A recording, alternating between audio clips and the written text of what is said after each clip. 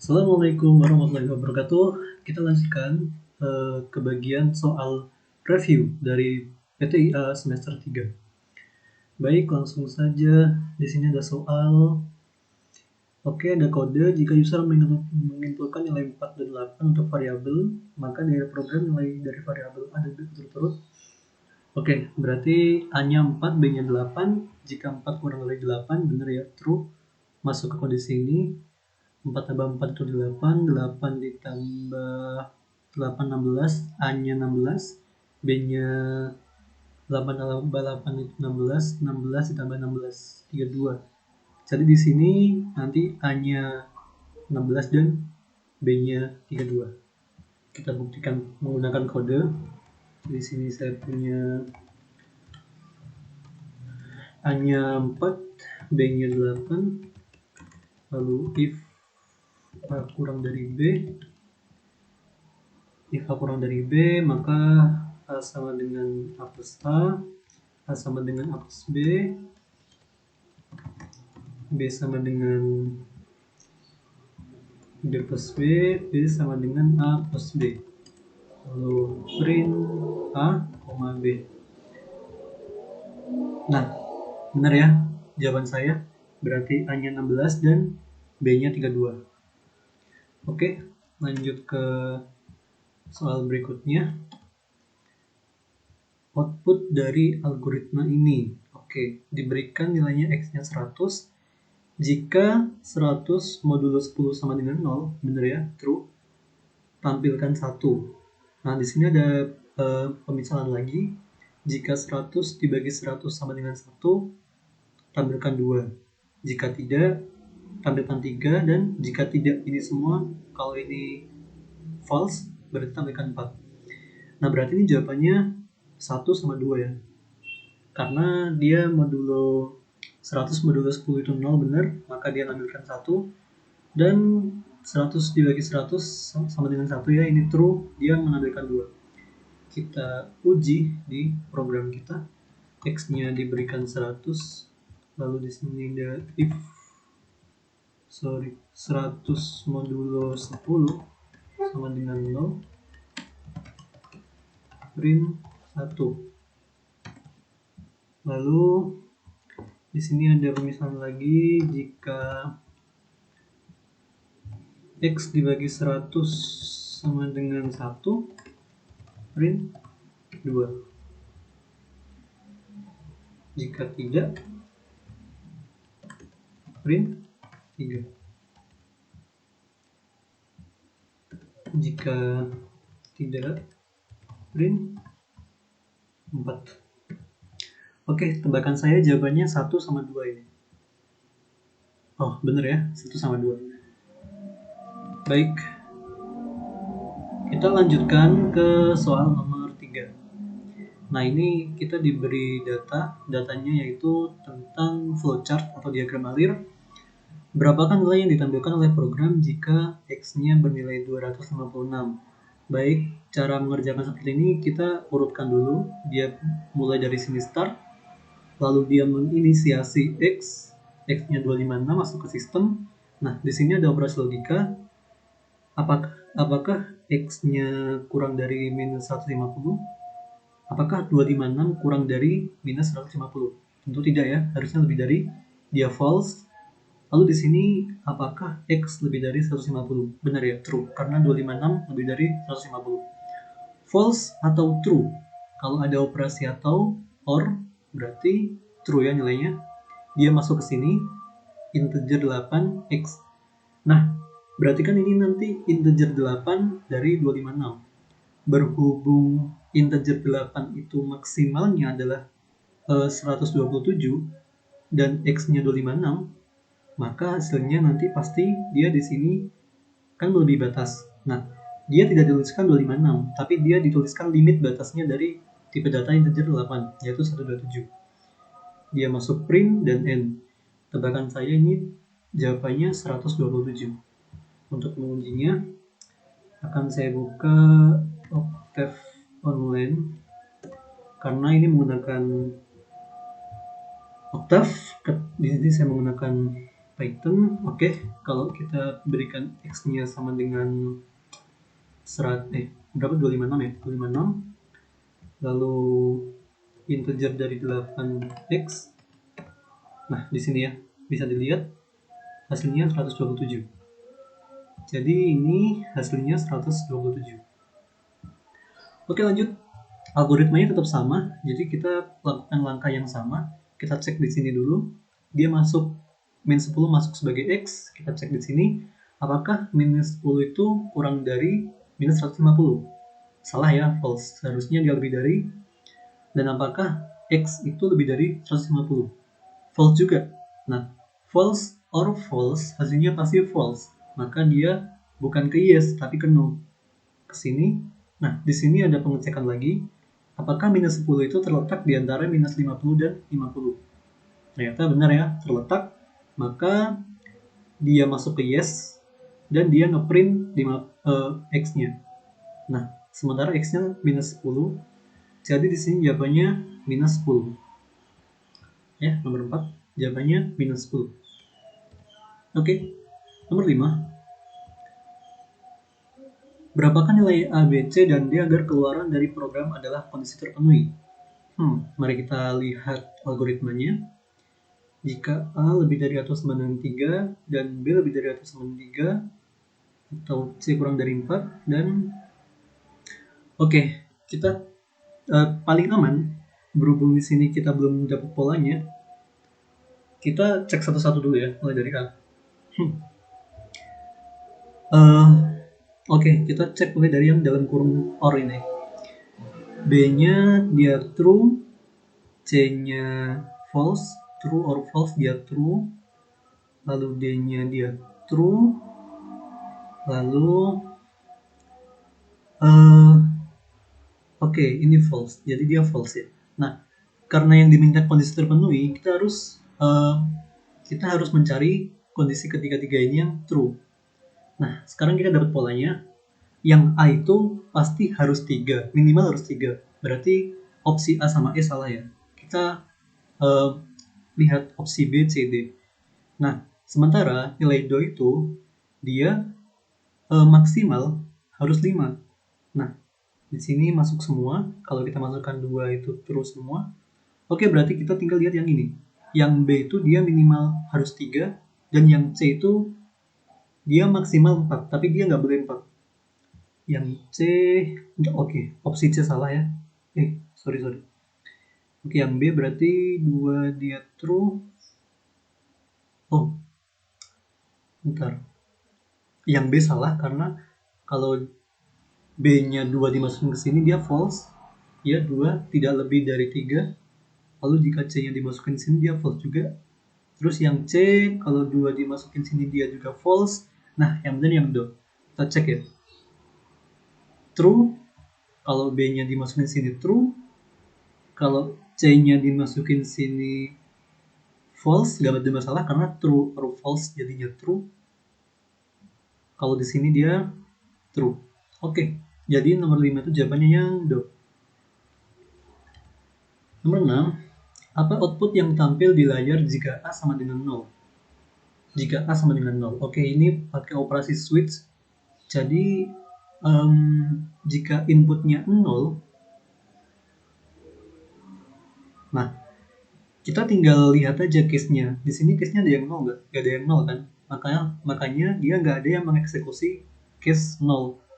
Makanya dari itu ketika dia dimasukin di switch A, switch 0, dia akan langsung lari ke otherwise, yaitu nanti akan ditampilkan periksa kembali nilai yang Anda masukkan. Seperti itu. Oke, lanjut.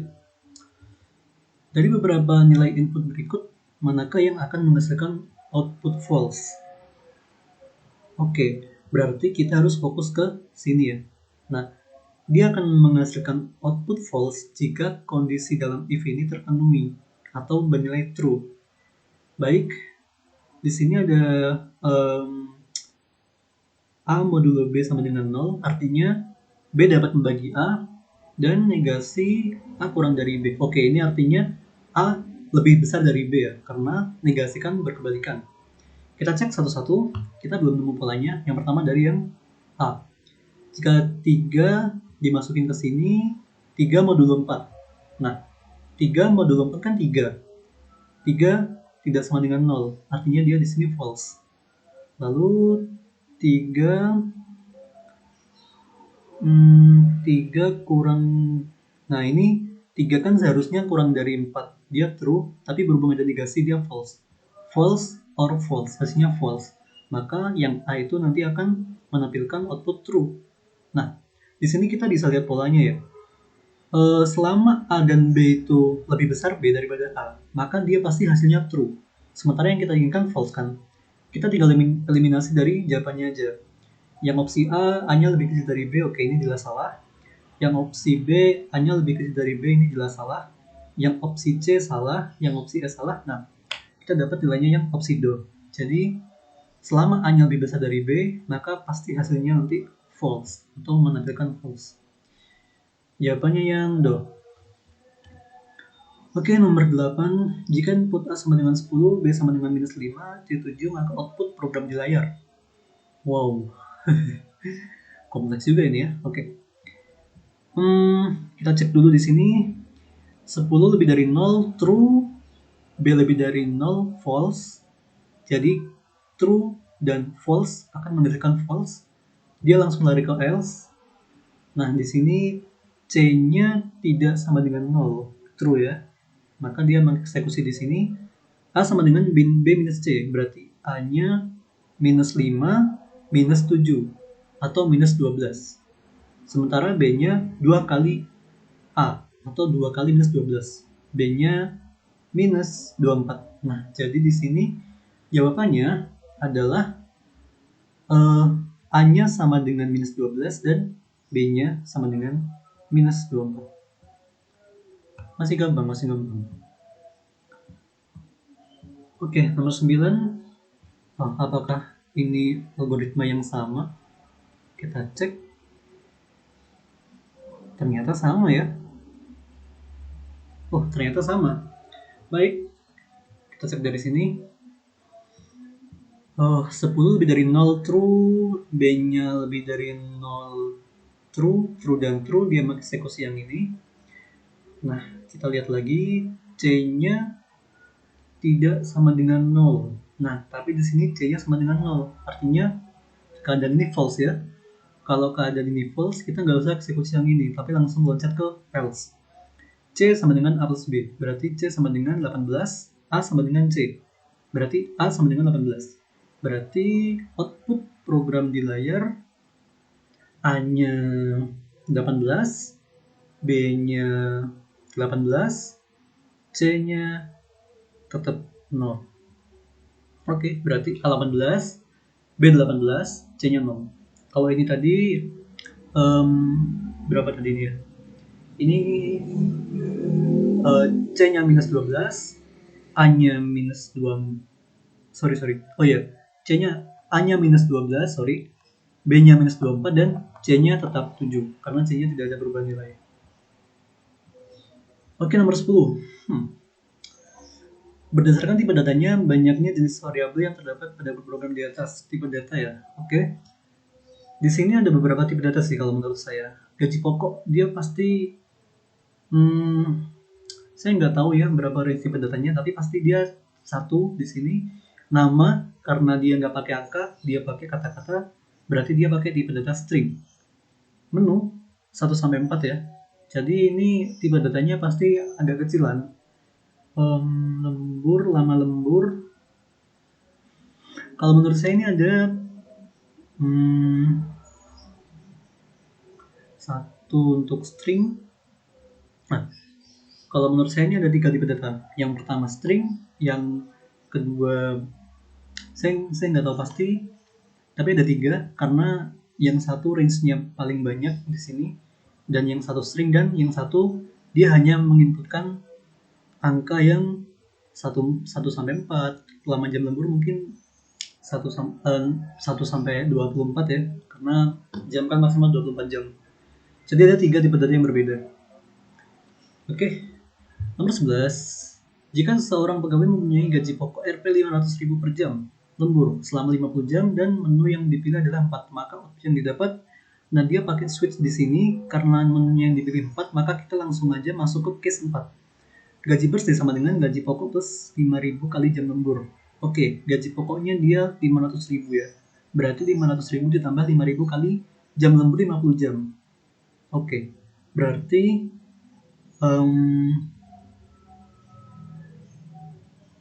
ini dikurangin ya, dikurangin 0,1 kali. Oke, kita harus pakai kalkulator seperti ini. Oh, tidak usah. Saya akan coba pakai programnya. Oke, jadi tadi itu saja. Dia punya jam lembur 50 jam. Lalu gaji pokoknya berapa? 500.000 ya. Apalagi data yang ditanya, menu dia 4. Oke, berarti gaji bersih sama dengan gaji pokok plus dalam kurung lagi biar aman, 5.000 dikali jam lembur. 5.000 dikali jam lembur dikurangin 0,1 dikali gaji pokok. Oke, saya udah mengopi kodenya di sini. Jadi kita tinggal print variabel gaji bersih. Sorry,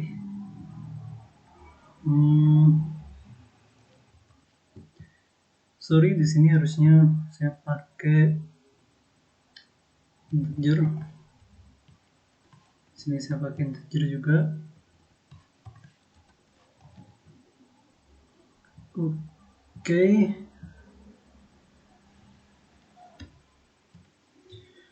Oke, sorry, ini kode yang sudah saya perbaiki. Jadi seperti ini ya.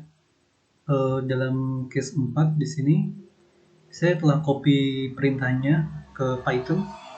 Jadi jam lemburnya 50, gaji pokok 500.000, gaji bersih sama dengan gaji pokok plus 5.000 kali jam lembur dikurangi 0,1 kali gaji pokok tambah 5.000 kali jam lembur. Nah, print gaji bersih hasilnya 450.000. Nah, jadi jawabnya ini nomor 11, 450.000. Oke, saatnya kita ngecek jawabannya. Tadi nomor 1 kita benar ya, 16 sama 32. Nomor 2 juga benar, 1 sama 2. Nomor 3 benar, nomor 4 benar. Nomor 5 tadi soalnya yang yang do ya tadi ya. Nomor 5 benar. Nomor 6 benar. Nomor 7 do. Kita cek dulu nomor 7. Ya benar ya, karena yang A lebih gede dari yang B. Nomor 8 kita benar, 9 tadi. Oke, yang ini benar. Nomor 10 nomor 10 2. Oh iya, ada relat nomor 10 ya, saya lupa. Di sini ada dua tipe data, yang pertama string sama yang kedua itu angka ya. Nah, di sini ada angka sama string, jadi tipe datanya cukup 2. Terus yang nomor 11 tadi, yang terbaru yang ini 450 ini ya, benar. Oke, soalnya sekarang nomor terakhir, Anda diminta untuk membuat sebuah program kasir sederhana dari sebuah toko untuk menghitung total harga belanja dengan ketentuan berikut. Menjual apel jeruk, program menerima masukan berupa jumlah apel jeruk, harga apel. Jika toko buah yang dibeli 10 buah atau lebih, maka akan mendapat diskon 10%. Contoh,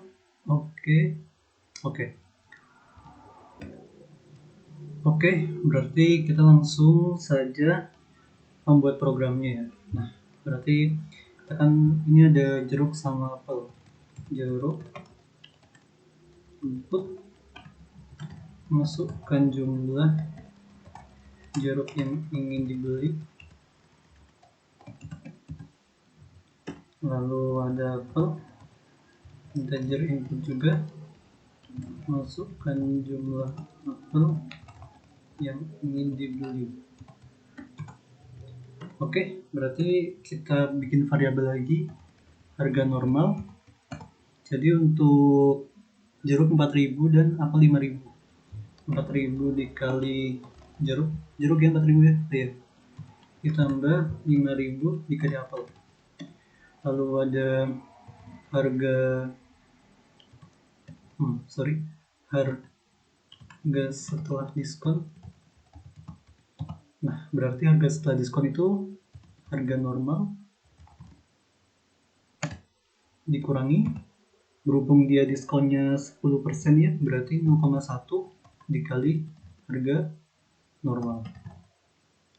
Oke, berarti kita tinggal membuat kondisinya jika jumlah jeruk dan apel yang mereka beli itu lebih dari atau sama dengan 10, maka kita ngasih diskon ya.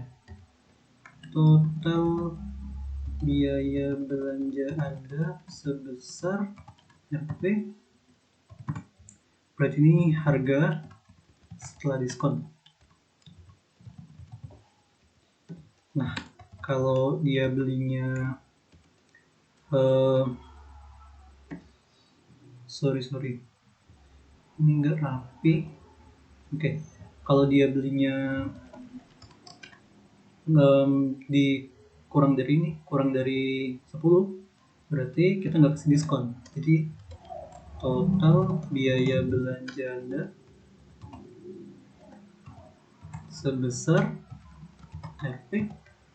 Nah, ini kita kasih harga normal.